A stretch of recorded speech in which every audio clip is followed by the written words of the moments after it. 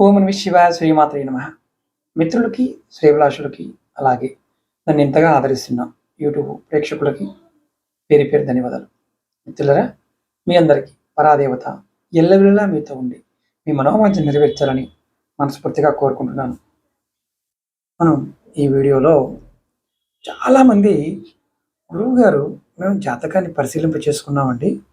మా జాతకంలో శని, రాహువు, కేతువు, కుజుడు ఈ 4 పాపగ్రహాల్లో శని, రాహువు, కేతువు చాలా బలహీనంగా ఉన్నారు.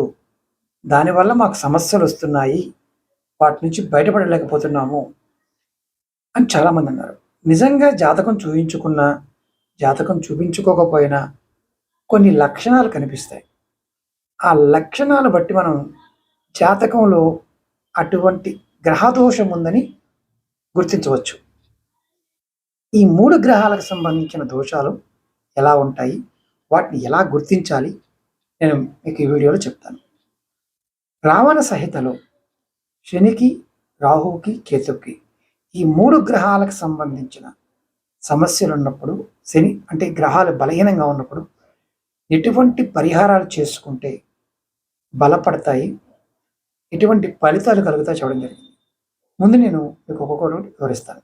ఇప్పుడు మీ జాతకంలో శని ప్రభావం ఉందనుకోండి. శని భగవానుడు కఠినమైన గ్రహంగా అందరూ చూస్తాం. జాతకంలో శని బలహీనంగా ఉంటే అనేక రకమైన ఆర్థిక నష్టాలకి, అనారోగ్యానికి, జీవితంలో కష్టాలు దారితీస్తుంది. మీకు ఆర్థిక నష్టాలు ఉన్నాయా? అనారోగ్యం ఉందా? జీవితంలో కష్టాలు ఎక్కువగా ఉన్నాయా? అంటే మీకు శని ప్రభావం, శని భగవానుడు బలహీనంగా ఉన్నాడు. తర్వాత మీకు నేను రావణ సంహిత ప్రకారం పరిహారం ఎలా చేయాలో చెప్తాను. ఇది శని పాయింట్ ఆఫ్ వ్యూలో మొట్టమొదటిది. ఇప్పుడు రాహు గ్రహం. రాహువు ఒక కఠినమైన ఛాయాగ్రహం. రాహువు కనుక బలహీనంగా ఉన్నప్పుడు జీవితంలో గందరగోళాన్ని, భయాన్ని, అనారోగ్యాన్ని, అలాగే ఆకస్మికంగా జరిగే ప్రమాదాలకి కారణమవుతుంది. మీ జీవితంలో ఇలా జరిగాయా? ఖచ్చితంగా రాహు బలహీనంగా అని అర్థం. ఈ రాహు వల్ల కలిగే దుష్ప్రభావం తగ్గించుకోవడానికి ఎటువంటి పూజలు చేయాలో మీకు చెప్తాను. తర్వాత చెప్తాను, ఒక్కొక్కటి చెప్పుకుంటూ వస్తాను. అలాగే మూడవది కేతు గ్రహం. కేతువు మరొక ఛాయాగ్రహం.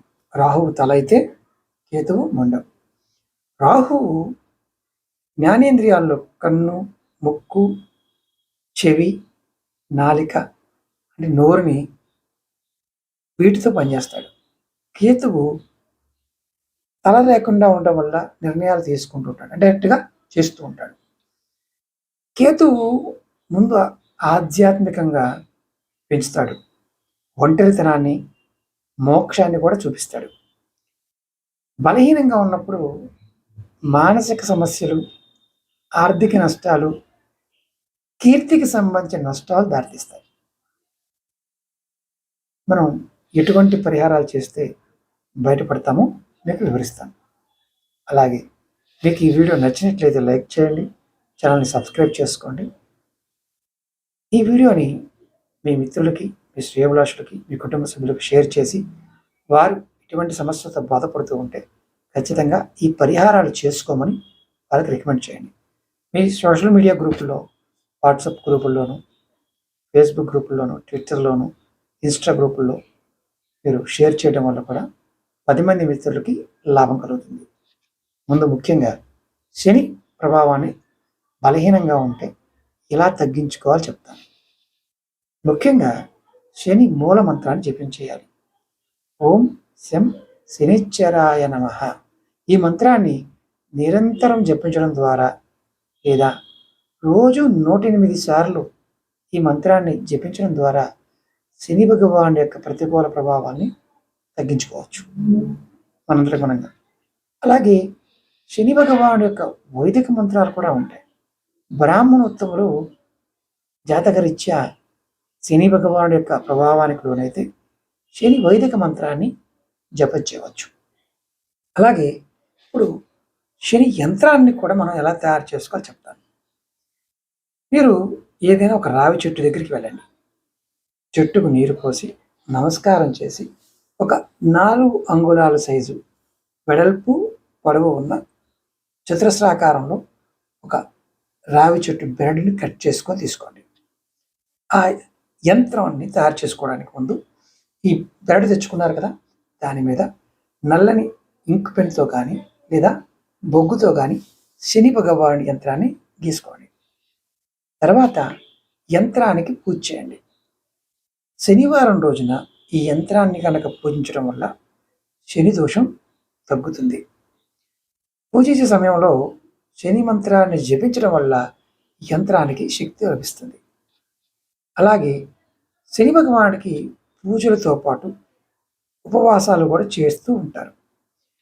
శని ఉపవాసం ఎలా చేస్తే మంచి ఫలితం ఇస్తుందో చెప్తాను. ఎవరికైనా సరే శని దోష నివారణ ప్రతి శనివారం నాడు ఉపవాసం ఉండటం మంచిది. ఒక పూట ఉపవాసమైనా ఉండండి. ఉపవాస సమయంలో ఆ రోజు నల్ల నువ్వులు, నల్లని పప్పులు అంటే మినపప్పు లాంటిది లేదా నల్లని బట్టలు దానం చేయడం వల్ల కూడా శని భగవానుడు ప్రసన్నత చెందుతాడు. పూజల్లో రావణ సహితలో శనిదోష నివారణకి ఆంజనేయ స్వామి పూజని ఖచ్చితంగా చేయాలని చెప్పడం జరిగింది. శనివారం నాడు హనుమాన్ చాలీసా పారాయణం చేయడం వల్ల కూడా శని ప్రభావం తగ్గుతుంది. అలాగే ఏ చెట్టుకు పూజించాలో కూడా చెప్తాను. రావి చెట్టుకు పూజ చేయాలి. ప్రతి శనివారం రోజున రావి చెట్టు కింద నూనె దీపాన్ని వెలిగించి నువ్వుల నూనెతో నల్లని నువ్వులని సమర్పించడం వల్ల శని భగవానుడు మీకు బలపడతాడు, అనుగ్రహం లభిస్తుంది. ఈ మంత్రాన్ని, యంత్రాన్ని, ఈ నివారణ చాలా శక్తివంతమైనవి. వీటిని సరైన పద్ధతిలో మీరు ఆచరిస్తే మంచి ఫలితాలు లభిస్తాయి. నమ్మకం లేదనుకోండి, పొరపాటు కూడా చేయమాకండి, భయం వేసినా చేయకండి. ఇప్పుడు రాహు వల్ల కలిగే దుష్ప్రభావాలను తగ్గించుకోవడానికి రావణ సహితలో చెప్పిన మంత్రము, యంత్రము, పూజ గురించి చెప్తాను. రాహు దుష్ప్రభావాలు ఉన్నప్పుడు ముఖ్యంగా రాహు యొక్క మూల మంత్రాన్ని జపించాలి. ఓం రం రాహువే నమః. ఈ మంత్రాన్ని నిరంతరం జపించడం వల్ల రాహు వల్ల కలిగే ప్రతికూల ప్రభావాలు తగ్గుతాయి. అలాగే ఎవరికైతే వేదం చదువుతారో, గాయత్రి మంత్రం తీసుకున్నారో, బొడుగు చేసుకున్నారో వారు రాహు వేద మంత్రాన్ని కూడా జపం చేయవచ్చు. ఆ మంత్ర జపం చేయటం వల్ల కూడా రాహు శాంతిస్తాడు. అలాగే రాహు యంత్రాన్ని ఎలా తయారు చేసుకోవాలో చెప్తాను. ముఖ్యంగా ఈ యంత్రానికి ఒక తామర పువ్వు రేకు కావాలి, లేదా తామర పువ్వు రేకు దొరకకపోతే ఒక రాగి రేకు పైన రాహు యంత్రాన్ని గీసుకోవాలి. మీకు మరి ఇది ఎక్కడ దొరుకుతుంది గురువుగారు అడగచ్చు. ఇంటర్నెట్ కొట్టిన రాహు యంత్రం అంటే వచ్చేస్తుంది, సంఖ్యా యంత్రం ఉంటుంది, రాసుకోవచ్చు. ఈ యంత్రాన్ని ఎలా పూజ చేయాలి? రాహుకి అధిపతి అయిన దుర్గాదేవిని పూజించి తర్వాత ఆ యంత్రాన్ని పూజించాలి. ఫస్ట్ దుర్గాదేవిని పూజించి తర్వాత యంత్రాన్ని పూజించాలి. పూజా సమయంలో రాహు మంత్రాన్ని జపం చేయడం వల్ల యంత్రానికి మరింత శక్తి లభిస్తుంది. ఇప్పుడు పూజలు ఏ పూజ చేయాలి చెప్తాను. దుర్గా పూజ చేయాలి. రావణ సహితలో దుర్గాదేవిని ఆరాధించడం వల్ల రాహు శాంతిస్తాడని చెప్పారు. ముఖ్యంగా దుర్గా సప్తశతి పారాయణం చేయడం వల్ల రాహు వల్ల కలిగే సమస్యలు తొలగిపోతాయి. ఎటువంటి దానాలు చేయాలి? రాహు ఇచ్చే దుష్ప్రభావాలు తగ్గించుకోవడానికి ఆకుపచ్చని వస్తువులని, నల్లటి వస్తువులని దానం చేయాలి. ముఖ్యంగా నల్లని నువ్వులు, అలాగే నువ్వుల నూనె, నల్ల కంబలి, నల్ల బట్టలు దానం చేయడం వల్ల కూడా ఖచ్చితంగా రాహు శాంతిస్తాడు. ముఖ్యంగా ఇవన్నీ చేయలేని వారు రక్షణ పొందడానికి 8 ముఖాల రుద్రాక్ష ధరించడం వల్ల రాహు ప్రసన్నత చెందుతాడు. షేర్ మార్కెట్, లాటరీలు ఇలాంటి వారు కూడా రాహు యొక్క బలం ఉంటేనే కలిసి వస్తుంది. 8 ముఖాల రుద్రాక్ష ధరించడం వల్ల కూడా ఖచ్చితమైన ఫలితం పొందుతారు. ఇప్పుడు కేతువు ఎలా చేస్తే దుష్ప్రభావాలు తగ్గుతాయి, ఎటువంటి మంత్రం చేయాలి, యంత్రాన్ని ఎలా తయారు చేసుకోవాలో చెప్తాను. ముందు మనం ఓం కేం కేతువే నమః, ఓం కేం కెక్కువరిస్తే కేం కేతువే నమః ఈ మంత్రాన్ని నిరంతరం జపించడం లేదా రోజుకు 108 సార్లు జపించడం వల్ల కేతు వల్ల కలిగే సమస్యలు తగ్గుతాయి. అలాగే ఎవరైతే వేదం చదివారో వారు వైదిక మంత్రాన్ని కూడా జపం చేయవచ్చు. అలాగే కేతు యంత్రాన్ని ఎలా తయారు చేసుకోవాలో చెప్తాను. ఒక వెండి రేకు కానీ లేదా రాగి రేకు కానీ తీసుకొని దాని మీద యంత్రాన్ని గీసుకోవాలి. యంత్ర పూజ కేతువుకి అధిపతి అయిన గణపతిని ముందుగా పూజించి తర్వాత యంత్రాన్ని పూజించాలి. పూజా సమయంలో కేతు మంత్రాన్ని జపించడం వల్ల యంత్రానికి మరింత శక్తి లభిస్తుంది. అలాగే ఏ పూజ చేయాలి? రావణ సహితలో గణపతిని ఆరాధించడం వల్ల కేతువు శాంతిస్తాడని చెప్పారు. ముఖ్యంగా గణపతి స్తోత్రాలని పఠించడం వల్ల కేతు వల్ల కలిగే సమస్యలు తొలగిపోతాయి. దానాలలో కేతువుకు సంబంధించిన దుష్ప్రభావాలు తగ్గించుకోవడానికి మనం వైదికంలో ముఖ్యంగా కలర్గా ఉన్న బట్టల్ని అలాగే ఉలవలని దానం చేయమని చెప్తాం. అలాగే మీరు నల్లని వస్తువులు దానం చేసిన, నల్ల నువ్వులు దానం చేసిన, నువ్వుల నూనె దానం చేసిన, నల్ల కంబలి దానం చేసిన, నల్ల బట్టలు దానం చేసిన కేతువు కూడా శాంతిస్తాడు. అలాగే కేతు యొక్క దుష్ప్రభావాలు తగ్గించుకోవడానికి, రక్షణ పొందడానికి 9 ముఖాల రుద్రాక్ష ధరించిన మీకు మంచి ఫలితాలు కలుగుతాయి. మీ అందరికి నా విన్నపం ఏంటంటే ఈ 3 గ్రహాలతో పాటు 4వ గ్రహమైన కుజుడిని శాంతింప చేసుకోవడానికి ముఖ్యంగా మనం చేయవలసిన తేలికైన మార్గం చెప్తాను. ప్రతిరోజు మీరు ఉదయం శారీరకమైన వ్యాయామం చేయండి. అలాగే స్నానం చేసిన తర్వాత దర్భచాప వేసి దాని మీద ఎర్రటి వస్త్రాన్ని పరిచి ముఖాన్ని తూర్పు వైపుగా పెట్టి మీరు బ్రీతింగ్ ఎక్సర్సైజ్ చేయాలి. అంటే గాలి మెల్లగా తీసుకొని మెల్లగా వదలటం. దీనివల్ల 3 లాభాలు కలుగుతాయి. రాహువు, కేతువు, కుజుడు ముగ్గురు కూడా బలపడతారు.